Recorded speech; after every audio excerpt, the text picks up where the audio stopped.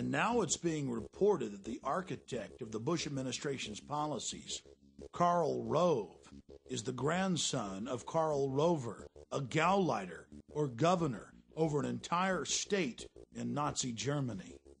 Pulitzer Prize-winning journalist Bob Woodward, reporting on a Bush rally, said that Karl Rove likened the meeting to a Nazi rally. Now the Bush-Rove-Schwarzenegger nexus is promoting worldwide war in the name of America's safety to stop the threat of terrorism. The same secret society that funded and supported Adolf Hitler is now supporting a move towards world government, and Karl Rove is out there on point pushing Arnold Schwarzenegger for president. Today. We don't know what to make of the fact that he seemed to be somewhat part of the winner's circle, do we? We don't know why he was so much in evidence today. Well, he's the Republican governor of the most populous state in the Union, who is very supportive. He's an old friend of 41's. The San Francisco Chronicle reported the decision to have Arnold run was made by Rove at the Bohemian Grove. You've got to hand it to the political wizards. Tens of thousands of Republicans at the RNC praising and chanting for a man who's for open borders and rabidly against the Second Amendment, but they've been told to worship him, so they are. This isn't the first time we've been fooled by foreign usurpers. There was another interesting meeting in Madison Square Garden back in February of 1939 by the Bund, or the American Nazi Party. At the very same venue where Bush and Schwarzenegger gave their speeches in 2004, the American Nazi Party promoted the vision of Adolf Hitler. In fact, the Nazi Party in America was very, very popular. The people hadn't yet seen the danger, because while the American people slept, Nazi agents like Prescott Bush were working overtime for the Reich. And Arnold's father, Gustav Schwarzenegger, was busy too, volunteering for the Nazi Party in Austria when it was illegal and becoming an SS officer. And Karl Rove, reportedly his grandfather, again, was a Gauleiter or a governor over an entire German state. Mr. Fitzhugh.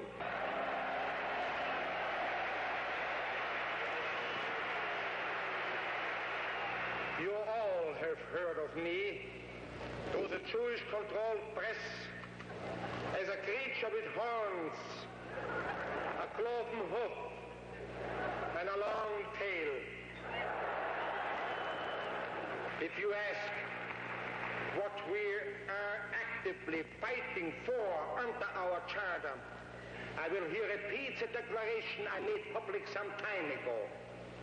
First, a social, just, white, Gentile, ruled United States. Second, all the American Nazis talked about was how much they loved America, how pro-USA they were. And a lot of the public bought it. And the fathers and grandfathers of the men who run our country today were in full support of the Bund. It's now the 21st century, and things have gotten a lot slicker. The question is, will the public buy it? California Governor Arnold Schwarzenegger.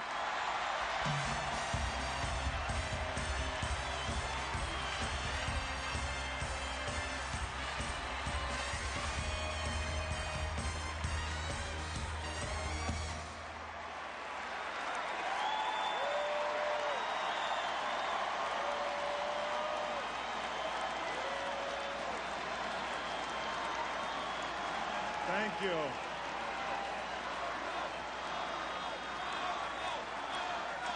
Did I wake up in the middle of a Twilight Zone or Outer Limits episode? The American people cheering and chanting the name of someone whose homeland is Austria and who openly talks about being a dictator all the time? Thank you very much. Thank you. What a greeting. Arnold wants to be our leader, our Fuhrer. And as American citizens, we have a right to expose him. And that's what we're about to do. From CBS's 60 Minutes to NBC's Meet the Press, Arnold has been all over the airwaves, pushing for amending the Constitution so he can run for president. High-level members of his gubernatorial campaign have now started a national movement to repeal Article 2, Clause 5 of the U.S. Constitution that blocks foreign-born from the presidency. In November of 2004, former President George Herbert Walker Bush gave Schwarzenegger the George Bush Award at his presidential library in College Station, Texas. And he told the crowd, "Don't bet against Arnold Schwarzenegger. There's a good chance he's going to end up being our president." Arnold Schwarzenegger positioned himself into the Kennedy family by marrying Maria Shriver. And now she's out shilling for him, but saying, "It's for other foreigners, not for my husband. Change it for everybody. It's fair. Just trust me." For well over a year, every day they're in the newspapers or on television pushing to change the Constitution. And now Schwarzenegger, in an authorized biography, has told the Kennedy biographer that yes, there is a secret plan to put him into the White House. And the powerful head of the Senate Judiciary Committee, Orrin Hatch, has introduced what is called the Arnold Bill. There are 3 other pieces of legislation introduced by other congressmen like Dana Rohrabacher in the House. They just continue pushing and pushing and pushing, despite the fact that in major polls, 80+% of Americans are against changing the Constitution for Schwarzenegger.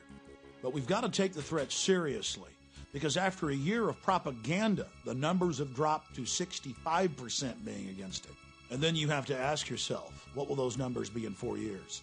The elite love Arnold Schwarzenegger because he has an international appeal, and they've been very carefully grooming him for his role as American president inside the New World Order. That's why we've launched Americans Against Arnold and the website arnoldexposed.com in a desperate attempt to stop this foreign usurper. Efforts by supporters of California Governor Arnold Schwarzenegger to change the United States Constitution are not sitting well with the Texas radio host. Alex Jones claims he raised $5,000 in just 2 hours to combat the campaign for a constitutional amendment to make non-native citizens eligible to serve as president. Jones says he will run TV ads in Austin, Texas and Sacramento, California, opposing the amendment drive. Now let's look at the men who hold the strings connected to the marionette.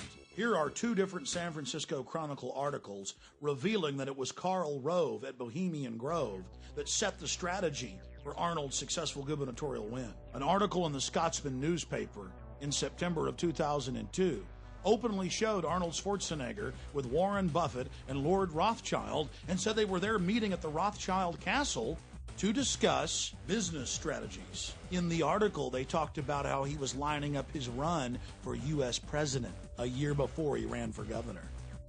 In the middle of the Enron-engineered California energy crisis, Arnold met secretly with Michael Milken, the junk bond dealer, and Kenneth Lay at a Beverly Hills hotel. The federal government has now released documents from the event, and guess what they were doing at the meeting? Discussing how to cover up Enron's culpability. Arnold ran for governor promising that he wouldn't take special interest money. Guess what? He's broken all previous records for taking corporate money. Like other famous Austrians we can think of, Arnold is obsessed with being king of the world. He's told friends, family, newspapers, magazines, over and over again that he wants to be ruler of the world, that he dreams of being a dictator, that he wants to be worshipped at a Nuremberg-style rally like Hitler. Rolling Stone reported on it in the 70s. The London Guardian and CNN in 2003 both reported how he told friends and family of a recurring dream where he walks the earth as our ruler, and of a 50-year plan he had as a young man to become world ruler. In 1990, he told U.S. News and World Report, "My relationship to power and authority is that I'm all for it. People need somebody to watch over them. 95% of the people in the world need to be told what to do and how to behave." Following in the footsteps of dictators before him, Arnold loves to be seen with giant images of himself behind him. The cult of personality concept in politicians is totally alien to America's history, but it's second nature to people like Kim Jong-il, dictator of North Korea, and ousted dictator Saddam Hussein of Iraq. It was pioneered by Alexander the Great and used to great effect by the Roman emperors.